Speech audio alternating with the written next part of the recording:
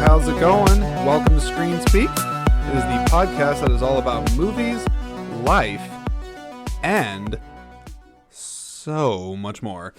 I'm Jordan Anderson, and I don't know why I started it like that. I'm Jordan Anderson. This is my podcast, and I really appreciate you taking the time to come by and give this show a listen.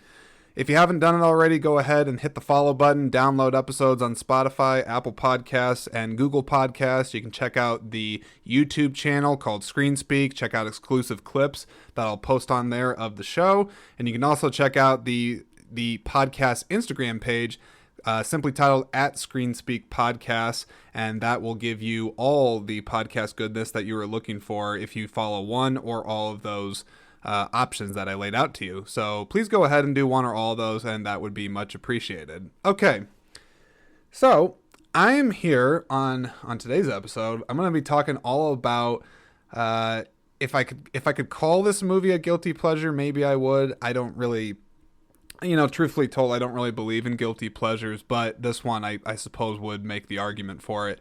It's Armageddon. Which even when I say Armageddon, I actually think of Charlton Heston's voice. I think a lot of people actually forget that he's a narrator in the opening of the movie, but Armageddon. I don't know, that's that's actually not a good Charlton Heston impression. I suppose maybe, you know what? I'm gonna throw in a clip of him. Gonna throw in a clip of Charlton Heston in his epic voice right now. This is the Earth at a time when the dinosaurs roamed a lush and fertile planet. There you have it. That's him. That's Charlton Heston. But anywho, so Armageddon, it is a really fun time for a movie. I gotta be truly honest with you. When I think of Armageddon, I think of all the fun summer disaster popcorn merits that the movie has. Certainly a movie that split critics and audiences alike, which I'll get to that in a moment. But let's go ahead and take a look at the synopsis for the movie. So here we go. When an asteroid threatens to collide with Earth, NASA honcho... Why do they call him a honcho? I don't know. NASA honcho Dan Truman, played by Billy Bob Thornton, determines the only way to stop it is to drill into its surface and detonate a nuclear bomb. This leads him to renowned driller Harry Stamper, played by Bruce Willis when he gave a shit, who agrees to help the dangerous space mission provided that he can bring along his own hotshot crew. Among them is the cocksure. What does that even mean? Well, we're gonna come back to that in a second. The cocksure AJ, played by Ben Affleck, who Harry thinks isn't good enough for his daughter, played by Liv Tyler, until the mission proves otherwise. Okay, I'm stuck on whatever they just described Ben Affleck as in this movie, according to the Google synopsis for this. So let me take a look here. What does this mean? Cocksure definition. Let's see. Well, apparently it's wait, let's see. What is there not like just a straight up definition? I mean, I get what it's saying. It's saying it's an adjective for saying that has something to do with being arrogant, conceited, overconfident, overweening, cocky, smug. Sure. Yeah, I suppose that describes Ben Affleck well in this movie. Sorry about that. Did not mean to get distracted, but that is not exactly a word that you hear every day in the English language. Okay. So Armageddon came out on June 30th of 1998.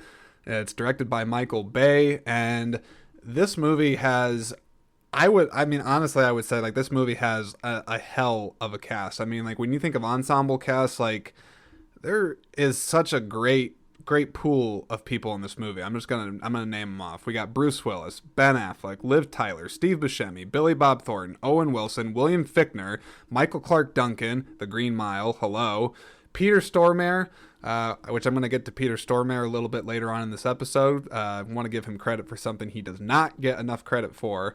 And there's Will Patton, Keith David, Jason Isaacs for a little bit, Chris Ellis, super underrated character actor, and then I mentioned Charlton Heston as the narrator, I believe just in the introduction of the movie. I don't think that he actually makes a return for the rest of the movie. But interestingly enough, when I look at Armageddon, especially I guess, how it's viewed today, because, well, hang on, let me backpedal here. So I think critically when it came out, now I'm not for sure certain. I was born in 1998. I guess I'm like 7, 8, something along those lines. And I'm pretty sure the movie didn't like do super well with critics, but it did well with audiences. And now that Rotten Tomatoes is a thing, we can always go back and take a look and see how the critics were viewing something at the time, see how audiences feel about it. And Armageddon, to me, when you're looking at the age-old argument that will happen between a wide appealing movie versus a critically acclaimed one, is who's, correct, the critics or the audience. In this case, the critics, they were saying that Armageddon's got a 38% rating, and then the audience actually gave it a score of 73%. So there's clearly quite a large gap in between the two. I guess I should go ahead and weigh in on how I feel about that, right? That's what you expect when I bring up that argument. You're like, well, what's your opinion? Okay, I will tell you my opinion. I'm going to lean towards the audience on this. I think critics, understandably so, I get where some of their critiques come from this movie. I've seen it, several times now since the movie's come out. I own it on Blu-ray, actually, and it's actually been a while since I rewatched it. Sometimes I'll actually watch or rewatch a movie before I hit record on these things, but I remember this movie very, very well, so I can just rattle it off the top. So that's what I'm doing. I will say, from a critic standpoint, there's definitely some problems. There's a lot of, I don't want to say like choppy editing, but it does seem like the story itself or the writing of it is fairly chopped together.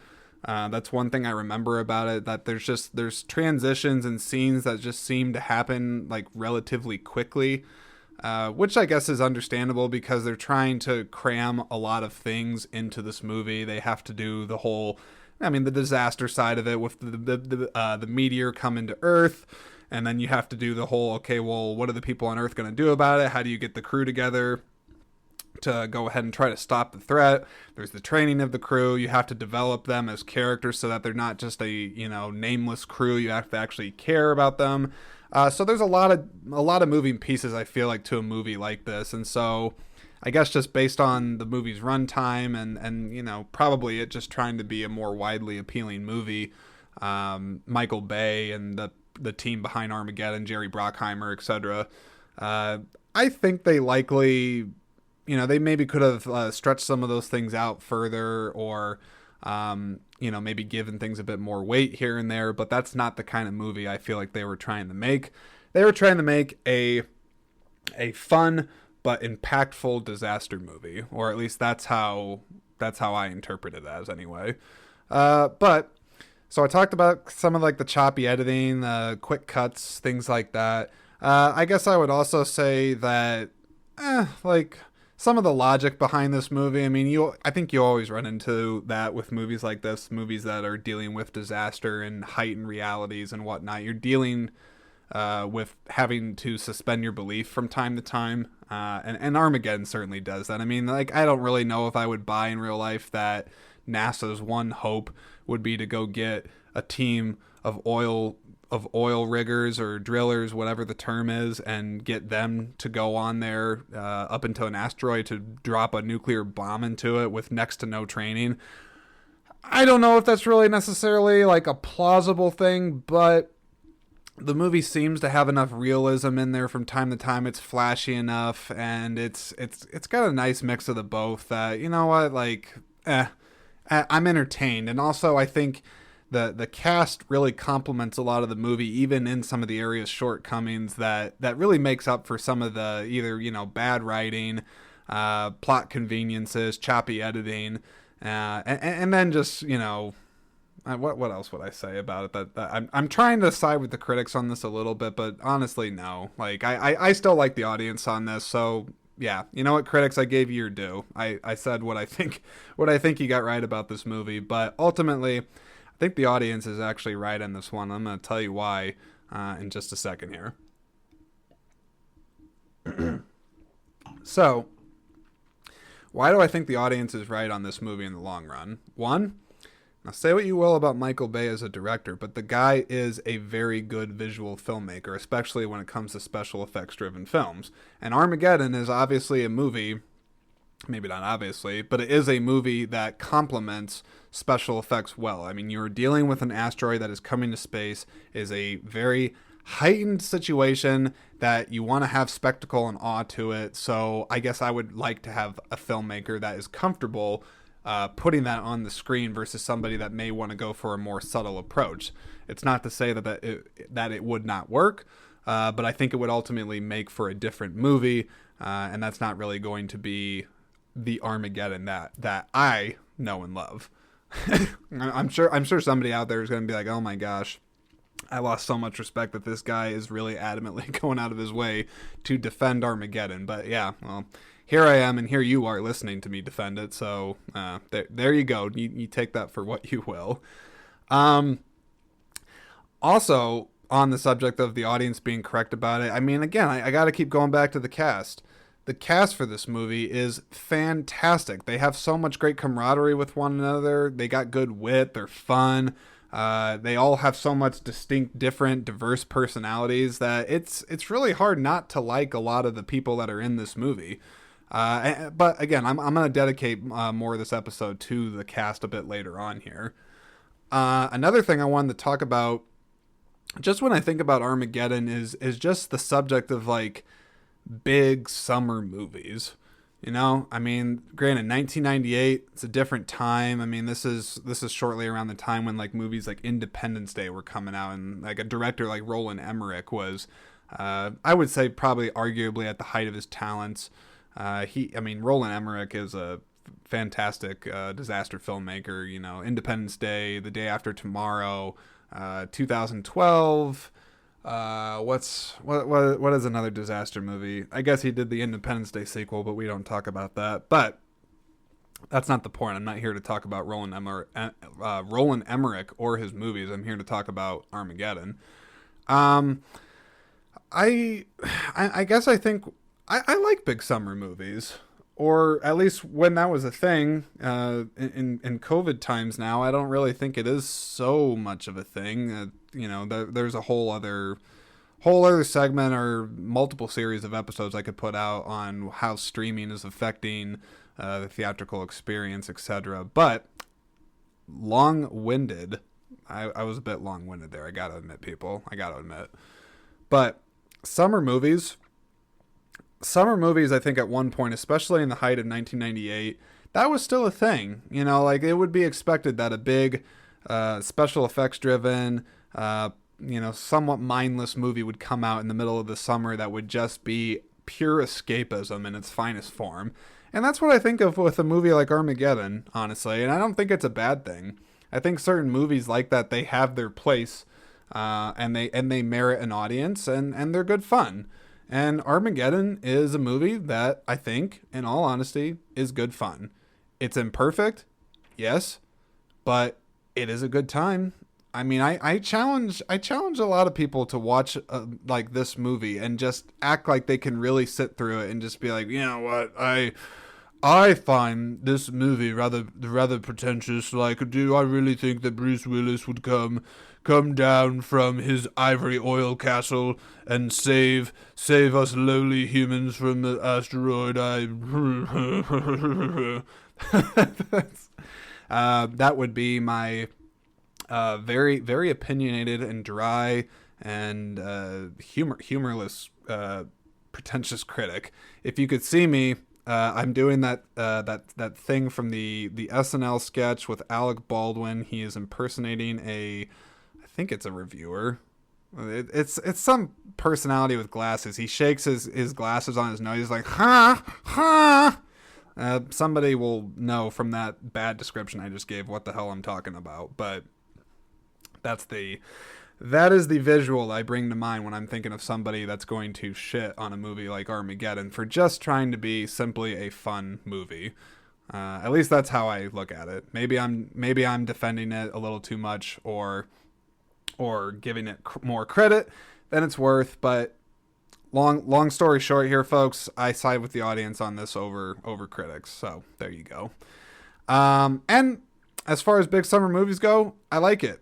It's fun. I definitely think it's one of the better summer movies that I tend to gravitate towards if I think of them. I mentioned some of Roland Emmerich's movies on there. I suppose today the big summer movie could arguably be considered Marvel movies, though they're not always strictly just released in the summer. But I think you get my point. Big summer movies tend to fall into a category like Armageddon, and I think they have their place.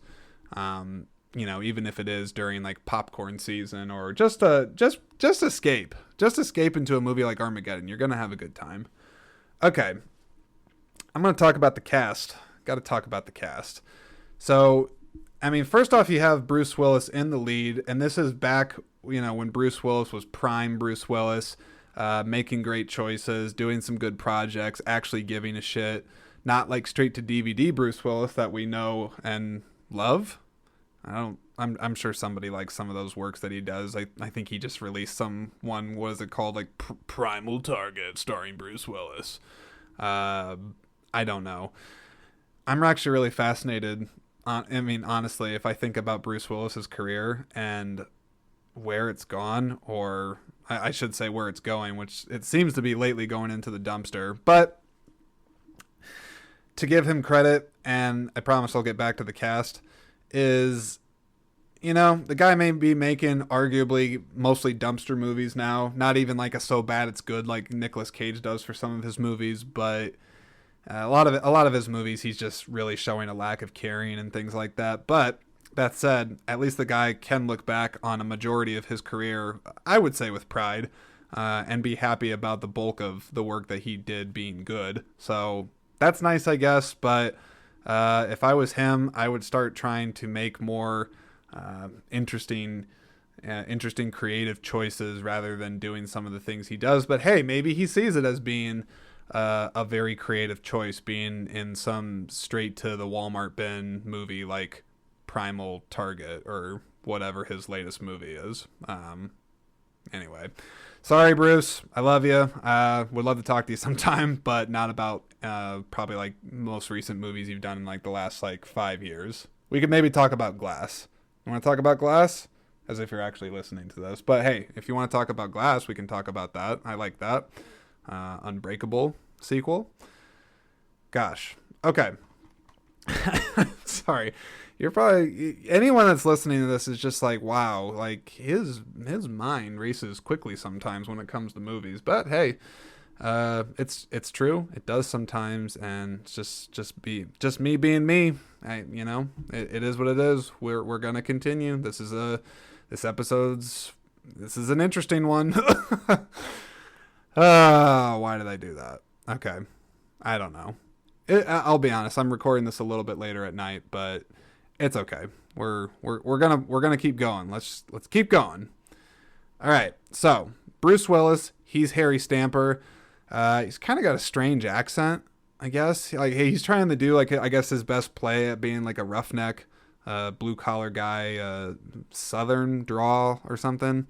I'll admit I'm no expert on accents, but his accent is a bit funny in the movie. But hey, he's Bruce Willis. He's got that likable snarkiness about him and kind of sarcastic wit, but he's a man's man. And he's a badass guy. Like when Bruce Willis was in his prime, the guy was pretty badass, and he played a lot of really likable, tough people. So he fit the mold pretty well as Harry Stamper. And then you got Ben Affleck as AJ, the guy that is sleeping with his daughter, that is played by Liv Tyler. We'll get to her in a second. Ben Affleck, he's cool. I like Ben Affleck in a lot of movies. And in this movie, am I going to act like he's, I don't know, like giving his greatest performance in the world? No, probably not. But I enjoyed him. He's, what can I say about Ben Affleck in this movie? He's cocky. He's got charisma. His character's arrogant, so it works.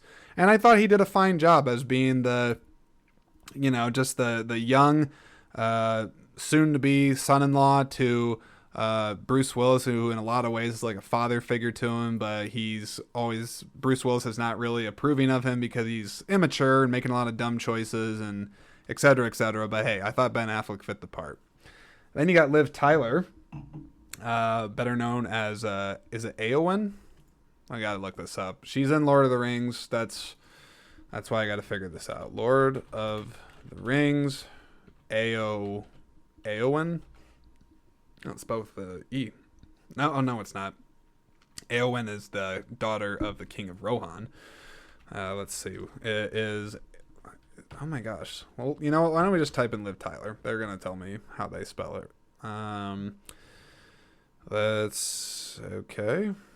No, that's just saying that she's in Lord of the Rings. I get that she's in Lord of the Rings, but who does she play? All the Lord of the Rings fans right now, they are screaming at me right now. They're like, why would you not just know this? Arwen. Okay. You know what? I'm not going to feel so bad about being confused about that. Arwen, Eowyn. Come on.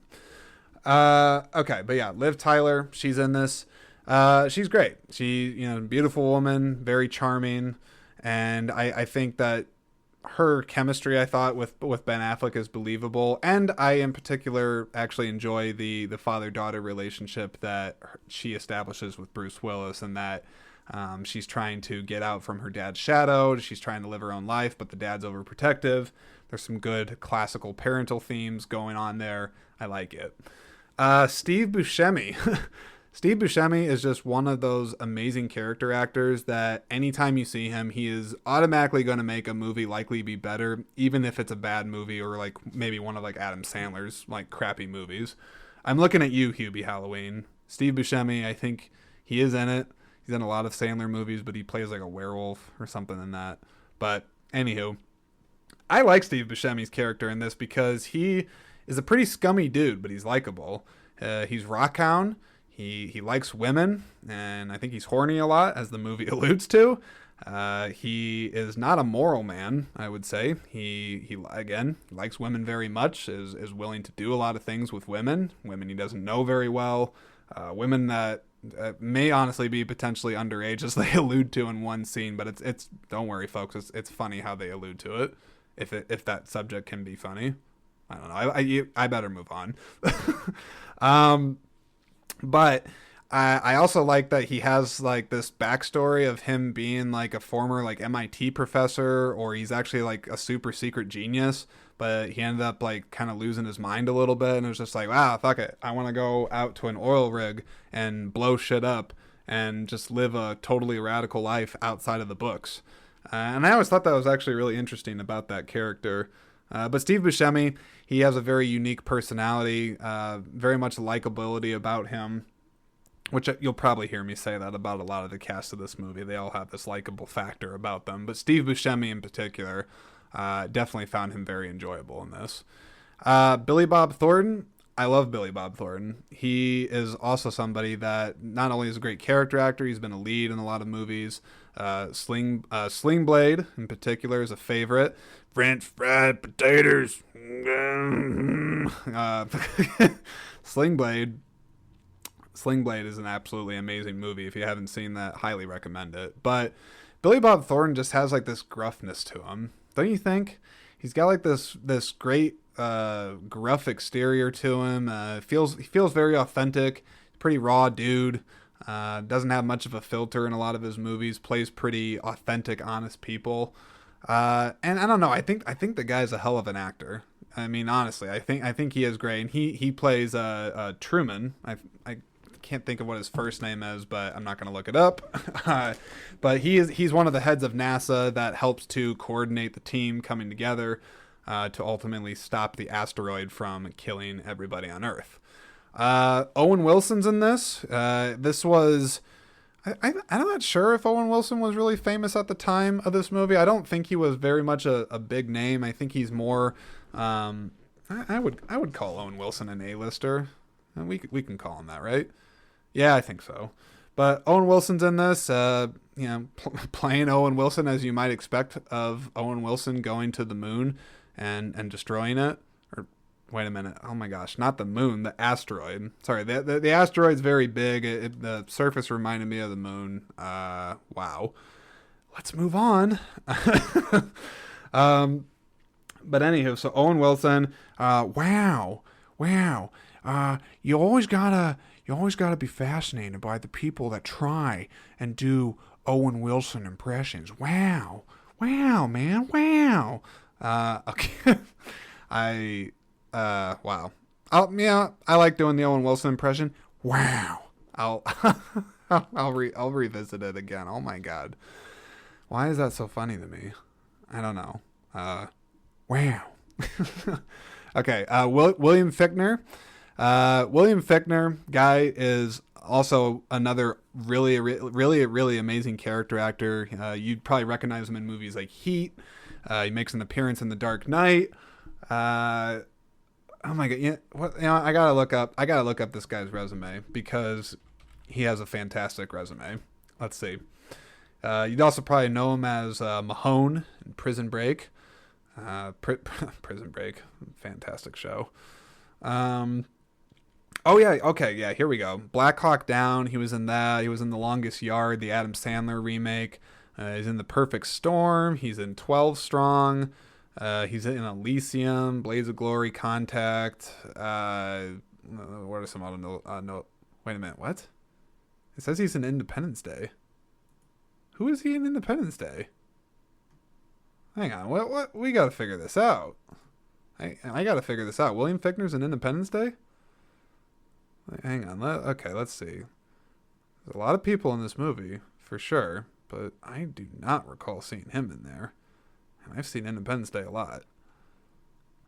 Well, we'll have to figure that out. Somebody tell me, who the hell is William Fichtner in Independence Day? Anyway, Michael Clark Duncan, rest in peace. He is most notably known from his Oscar-nominated performance in The Green Mile. But he's great. I can't remember. I guess he's Bear. I think that's his character. He's just a really big, fun-loving, big, strong, awesome, kick-ass guy. I don't know. I'm doing a bad job of describing him, but I love Michael Clark Duncan. I do sorely miss him in movies. The guy had such great presence about him. And I'm happy that he also got to work with Michael Bay again in the movie The Island. It stars Ewan McGregor and Scarlett Johansson and Sean Bean. Another good movie. Now we come to Peter Stormare. Peter Stormare, I said in the beginning of this episode that when I got to him, I got to give him a quick plug. Peter Stormare, I want you to get on Google right now, if you can, and I want you to look up the Peter Stormare Call of Duty commercials. They're for Black Ops 2, Call of Duty Black Ops 2, and he has a couple of commercials. One's called a couple of them are called The Replacer. Just search Call of Duty, Black Ops 2, Black Ops 3 and 4, and look up The Replacer. And it's a hilarious series of commercials that Call of Duty did for their games, and whoever their marketing team deserves props because it is clever, it is funny, and it made me remember Call of Duty, so consider your jobs done, marketing. But what those commercials do is it's Peter Stormare, very well-known character actor. He's dressed up in a suit, and he's kind of leaning into like his sort of like mafioso, creepy stereotype that he does in certain movies where he's like playing a criminal.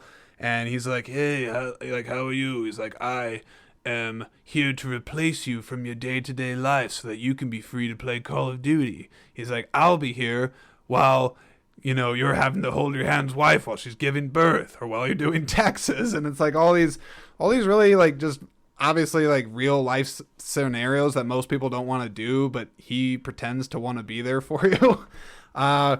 Anyway, it's a sidetrack from Armageddon, but Peter Stormare, you'll recognize him from a lot of Coen brother movies, Fargo, Big Lebowski. He's in John Wick 2, I know would be a recent one I've seen him in. I think he's also, I think, in Prison Break. I think he's in the first season, but he gets killed or stabbed or something. It's a prison movie, so you can't be surprised. Then you got Will Patton. That's another character actor, I would say, that hardly ever gets the recognition he deserves. A couple notable movies I like him in. The Punisher. He is in Remember the Titans, I'd say is probably his most commercial role. Gone in 60 Seconds, and of course Armageddon.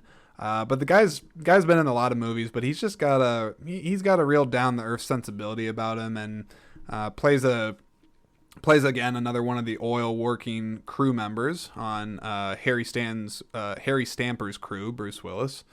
And he's like a gambling addict, divorced father. He's made a lot of mistakes in life, so he is his character is more of a redemption story when you look at everybody else compared together. But Will Patton's a good one, and he's enjoyable in the movie. Got Keith David. Again, just another incredible character actor. He's been in so many recognizable movies. I think his line that I always remember with this, which I he might say the R word for it, so I'm not gonna say that. But he says, "Are you trying to tell me that this group of blanks, I wouldn't trust him with the potato gun." Hang on, what does he say? Let's see. Keith David, Armageddon, potato gun quote. I'm sure that'll come up. Yes. He says, the fate of the planet is in the hand of a bunch of boop that I wouldn't trust with a potato gun. Just very funny delivery, but yeah, I'm smart enough to not say that word on here, so we'll get around that. But he's great. Jason Isaacs, who I'd say probably a lot of people today would know him as Lucius Malfoy from the Harry Potter series. I think my favorite role I've ever seen with him was in The Patriot. He is a bad lieutenant in that for the British Cavalry. The British Cavalry that basically is responsible for murdering part of Mel Gibson's family in that, and is an all-around really just terrible human being in that movie. But he's a great actor, and I like him a lot in a lot of things I've seen him in. Chris Ellis is in this, which that is probably by far a name. If I mention any character actors and you're like, oh, well, like, who's that one guy I see in all these movies, but I could never, ever know who he is, but I like him when I see him in movies. That would be not Chris Elliott. Jeez. Google tries to tell me that that Chris Ellis is the same as Chris Elliott, though I can see the distinction on that. No, I tried to bring up Chris Elliott again. Chris Elliott, I don't want to see you. We're looking for Chris Ellis. Okay. There's a baseball player? Well, we don't care. We don't care about that. Yeah, we're looking for you, Chris Ellis. That was born on April 14th, 1956 in Dallas, Texas, USA. Why? That we didn't need to share all that, but hey, the guy's been in a lot of movies, and yeah, it looks like a lot of Michael Bay movies. The Island, Transformers, the guy was in Apollo 13. Hello, it's a great movie. What else was he in? Because I got to give him more credit than what he's due. Let's see. Apollo. I mentioned Apollo 13. Crimson Tide. It's another good movie. He made an appearance in the X-Files apparently at one point. He was in Con Air. Yeah, that's right. He is in Con Air.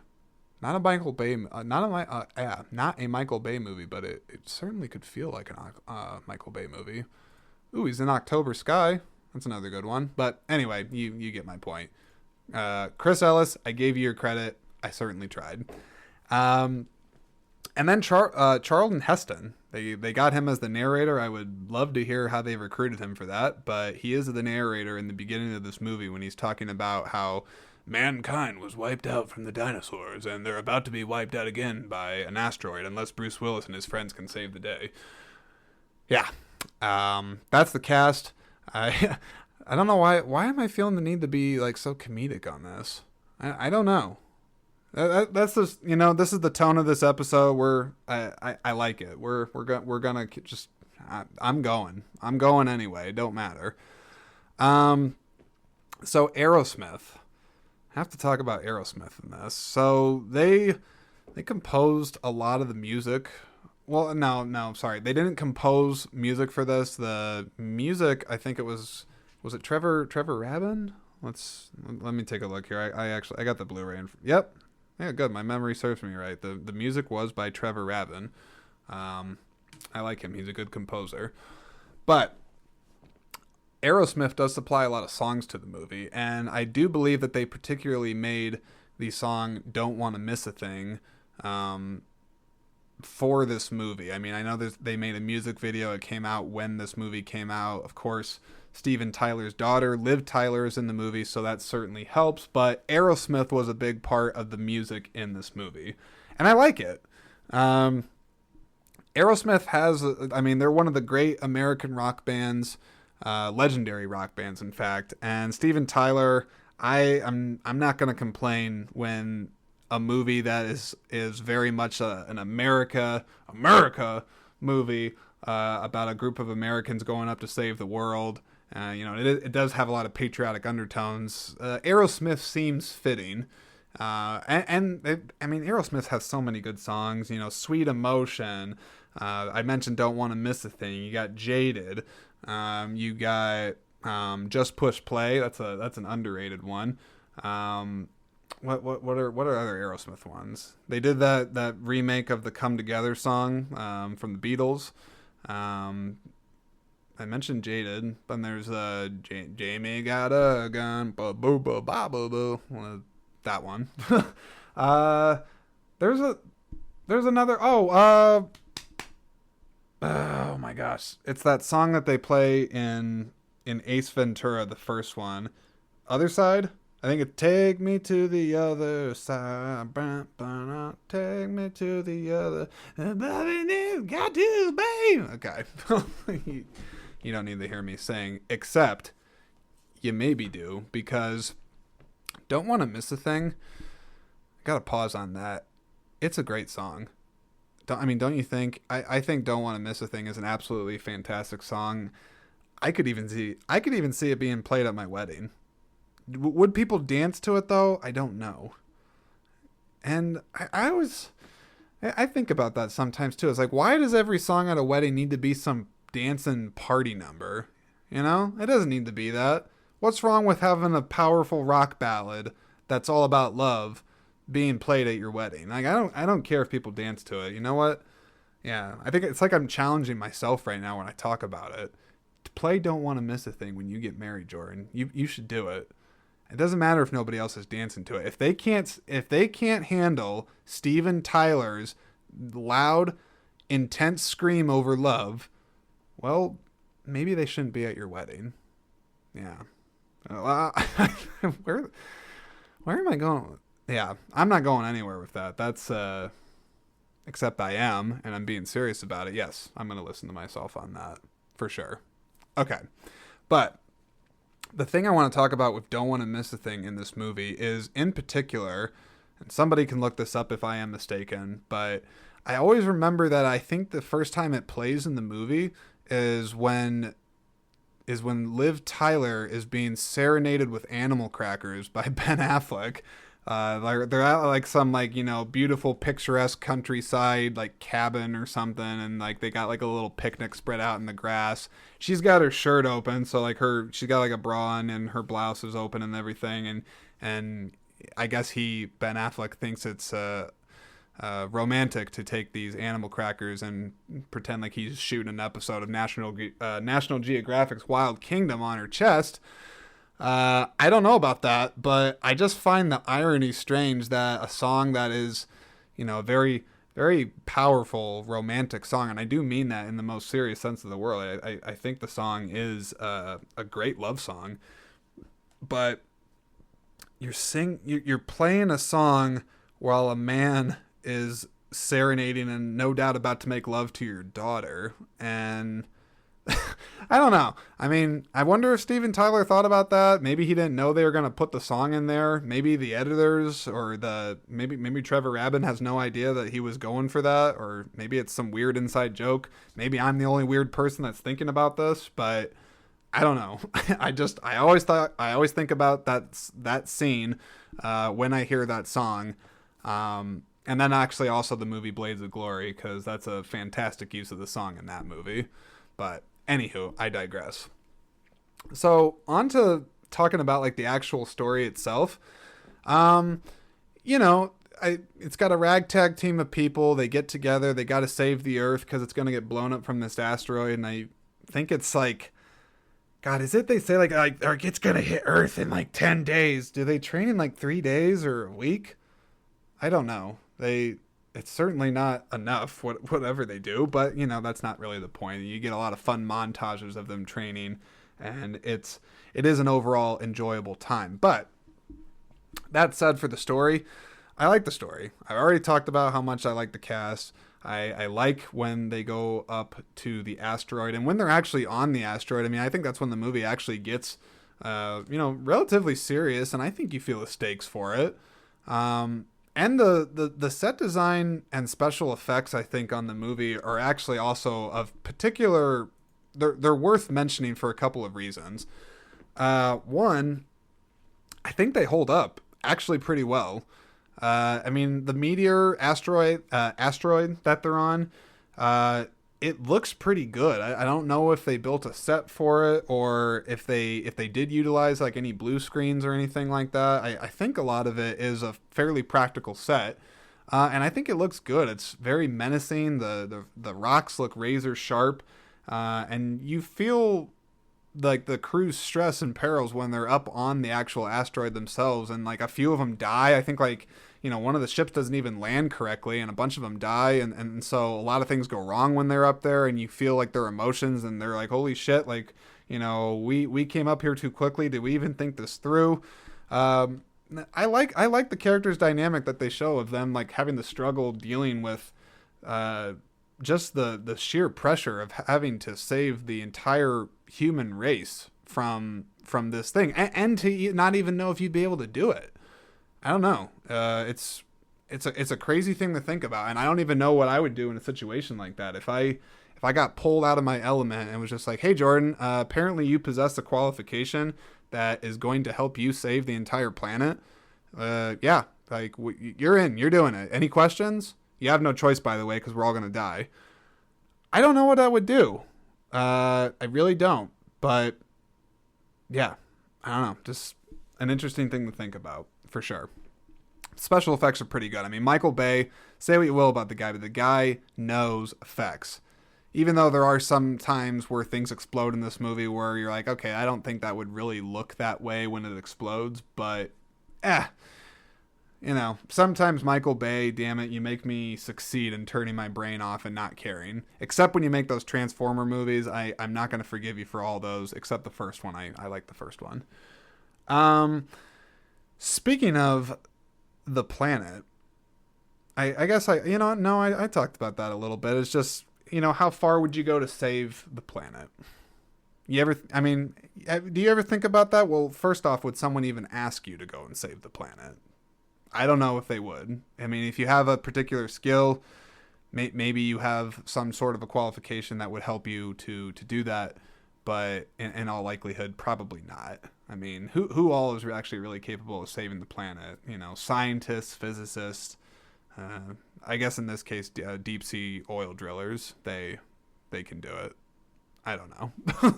But I guess in a hypothetical sense, if I were to be asked to save the planet, if I had any chance to actually be able to do it and it was a life or death thing, of course I would try. I'd have to try. I mean, why wouldn't I try? What am I going to do? Just like sit there and wait for death to come and get me? No, I'd rather go out swinging than anything else. So yeah, I would try. What about you? Yeah, that's right. Yeah, I am asking you. You don't think I'm asking you, but I am asking you. Would you do it? Would you do it? If you had deep sea oil drilling training, would you go do it? Or even if you didn't, would you do it? Why am I asking you, would you do it so much? Why am I pressuring you so much into this question? Is the Earth ending tomorrow? No. No, it is not. But I'm asking anyway. So you think about that. You think about that long and hard. I don't know. All right. Let's keep going. Weirdly enough, I remember, now grant you, this was 1998 when this came out, but I remember at the time it was quite popular to ask, what's better, Deep Impact or Armageddon? Now, Deep Impact came out in May of 1998, and then Armageddon came out in June, at the very end of June, I should mention. So there was like a bit of time, but that ain't much of a window. And I always find it strange when that happens, don't you? I think that's strange when a movie of very similar premises and ends up not only getting made but coming out within a month of each other. It's very odd indeed. But I've seen Deep Impact. I think I've seen it twice. I actually watched it once in school. I remember actually for some reason in high school we watched Deep Impact. I guess it had something. Maybe it was in like my geology class or something about rocks. I don't know. I don't really honestly remember the accurate science of Deep Impact, but again, someone could probably correct me on that. But I will say Armageddon, I still think it's a better movie. I mean, for one, it's certainly a more memorable movie. I really, really do not recall a lot of people going back and being like, oh, I love Elijah Wood in Deep Impact, or Morgan Freeman, I think he's in that, or Robert Duvall. It's so good. Oh, there's so many things I can remember about it. Okay, really? Tell me something you remember about Deep Impact. I'll go ahead and wait and listen to the crickets. Yeah, that's what I thought. There's not really much to talk about with Deep Impact, but with Armageddon, I think there is. But I don't know. You be the judge. Tell me, does Deep Impact mean something to you over Armageddon? It certainly really doesn't to me.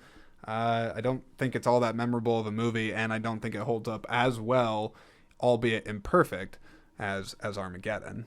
Now, very last thing that I'm going to talk about for this movie is the emotional ending. And you know what? I do mean the emotional ending, okay? I've seen this movie a few times, and yes, spoiler alert, when Bruce Willis has to make the ultimate call because, of course, go figure, the remote detonator that's supposed to be able to be blown, or sorry, I'm kind of rambling here a bit. There is a bomb that gets planted on this meteor, and then towards the end of the movie, there's supposed to be a device that helps the bomb to be blown up remotely from their ship as they're flying away. But go figure, the device gets broken and someone has to stay behind and sacrifice themselves. Otherwise, it can't be blown. It's got to be blown manually, not remotely. And so people draw straws.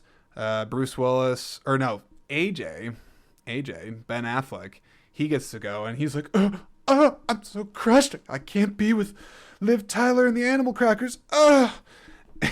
So I'm totally completely undercutting the actual emotion of the scene because I don't know, this whole episode I've given it kind of a jokey vibe, haven't I? So I'm gonna ride it out to the end. But he draws the straw. He's very emotional. He doesn't want to go. And then Bruce Willis is like, "Don't worry, kid. I'll walk you down. I'll walk you down to your death. Don't worry about it." That's my Bruce Willis impression. It's not good at all. It's like deep masculine man. Yippee-ki-yay. Anyway, so Ben Affleck, he gets escorted down by Bruce Willis, and then that's when Bruce Willis does the ultimate switcheroo and shoves Ben Affleck out of the way, forces him back into the airlock, and it's just like, okay, bye bitch. Like, I'm going to blow this up. And then Ben Affleck like screams, cries, like, "No, Harry!" He's like, "I love you." He's like, "I love you like a father. Please don't do this. Like, you have a daughter back home." And it is quite sad. I just was slamming it for the last few minutes, but I think it's actually well done. I think you grow to care about Bruce Willis towards the end of the movie.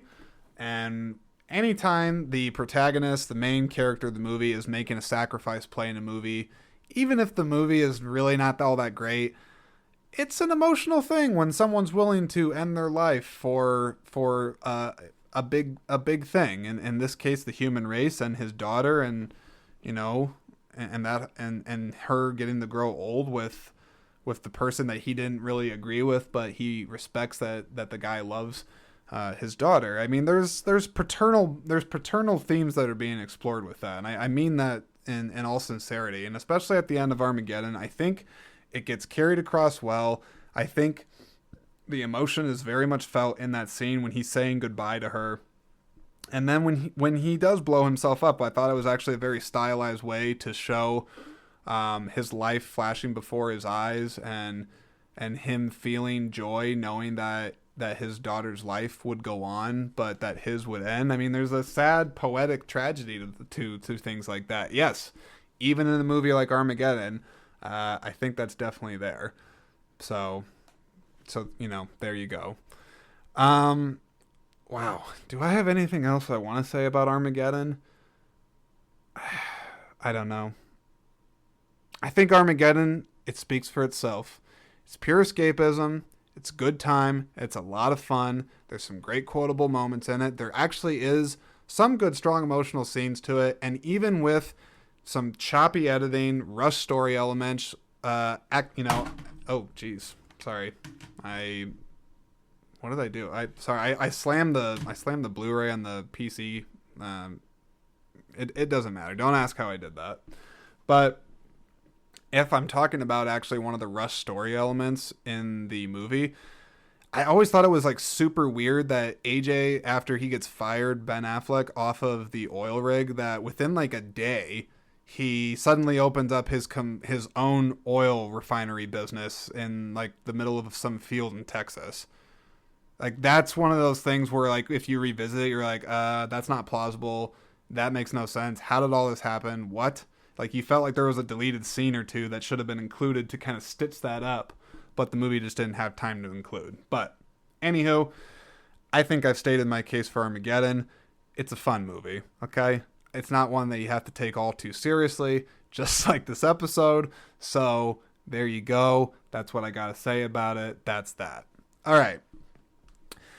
That is going to wrap it up for today's episode of Screen Speak. So I really sincerely appreciate you all again coming by and giving it a listen. And that's it. So just go ahead, head into this weekend. I hope you all have a great weekend ahead. And I'll catch you all here in the next episode.